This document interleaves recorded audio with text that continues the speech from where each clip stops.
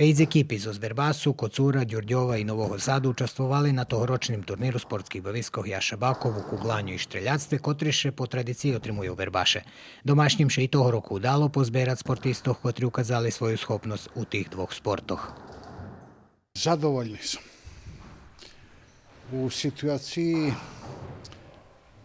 jakej pre tu pandemiju, u chvíľky tej jakej teraz sportske združenje, sportski baviska Jaša Bakov, nacedovam na materijalni stan, zadovoljni sam.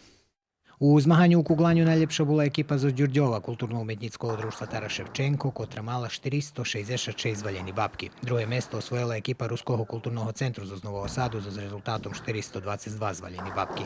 Treće mesto pripadlo domašnjim z ekipi Pape Vink, peršej ekipi, kotra mala zvaljeni 308 babki. Pojedinječno najuspješnejši bol Vladimir Zahorjanski z Novog Sadu, kotri mal 188 zvaljeni babki. Druge mesto zavžal Nikola Hromiš z Đurđova z dvoma babkami menji, a treće mesto osvojil člen novosadske ekipi Slavko Sekulović z rezultatom 174 zvaljeni babki. U štreljactve najpreciznejši boli domašnji zmagatelji z ekipi Pape Vink 1, kotri potrafeli 362 kruhi.